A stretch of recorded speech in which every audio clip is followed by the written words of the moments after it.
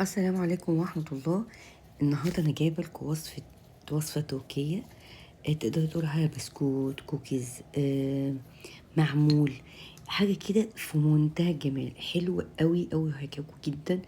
ويعني نسبة السكر فيه قليلة جدا. نشوف الوصفة عبارة عن ايه. أنا عندي سكر بودرة، وعندي دقيق، عندي دقيق السميد ناعم جدا، وعندي سكر وده نشا، طحينة، زبدة بدرجة حرارة غرفة، وزيت وعسل اسود، وده بيكنج باودر ورشة ملح، وده شمر مجروش. يعني انا حمصته كده بسيط وجرشته ما طحنتوش. اول حاجة بحط كل المكونات بتاعتي ما عدا الدقيق والسميد، اللي هي الزيت والعسل الاسود وطحينة والنشا والسكر. لازم السكر يبقى بودر، والزبدة لازم درجة حرارة غرفة. هناخد كل المكونات دي كويس قوي.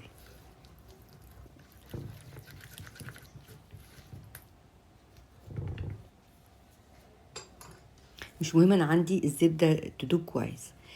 بعد كده حطيت السمولينا او دقيق البسبوسه اللي هو الناعم جدا. هبدا بقى افكه كويس قوي بالمكونات دي.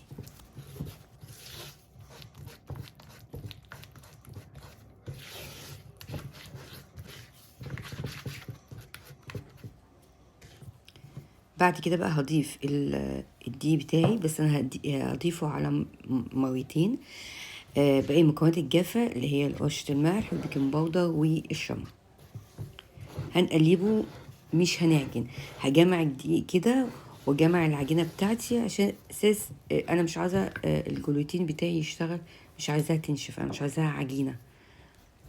زي ما بنعمل فكره الكوكيز او الكحك والحاجات بتاعتنا ديت. شايفين انا جمعت العجينه طريه جدا، لكن ما بتلزقش في ايدي خالص.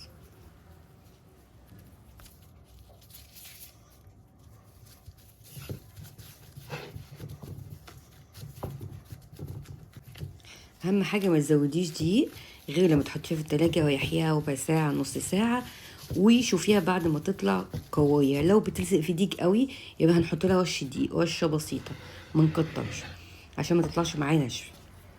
طلعتها انا تقريبا بعد نص ساعه. هشكلها بقى زي ما انا عايزه.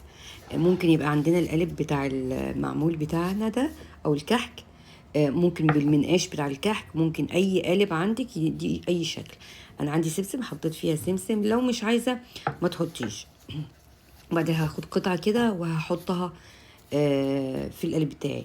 السمسم بيخليها ما بتلزقش في القالب قوي، بتنزل بسهوله.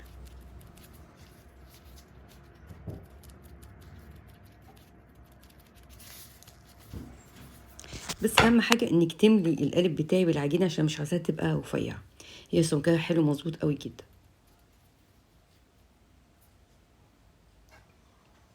هنحطها في الصينيه بتاعتي. لو الجو حار نسيبيها في التلاجة كمان ربع ساعه. لو الجو برد على طول هتشغلي الفرن وهتسويها. لو انا مش عايزه احط سمسم، هنحط رشه كده دقيق، ونحط فيها القالب بتاعي خبطتين ويطلع معايا، لان الدقيق بيساعد ان القطعه تطلع بسهوله.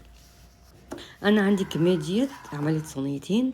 هنحطها في فرن 180 لو الفرن بتاعك مش حامي، 170 لو فرن حامي.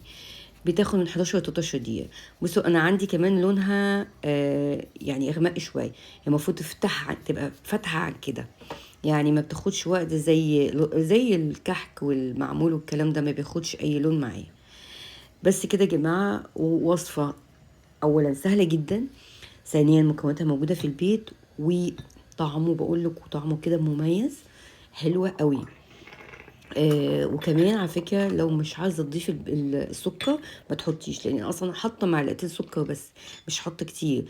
بس العسل الاسود بيغني عن السكر، فانت اللي مش حابب يحط سكر ما يحطش. بس دي مظبوطه جدا، يعني مظبوطه فعلا على الشعر. بس كده الوصفه بتاعتي خلصت. يا رب الوصفه تكون عجبتكم وتعمليها، وانا متاكده انها تعجبكم جدا جدا. ولو عجبك ما تنسيش تشجعيني باللايك وسبسكرايب وفعلي الجرس على الكل عشان يوصلك اي وصفه جديده انا بنزلها. واقول لكم السلام عليكم.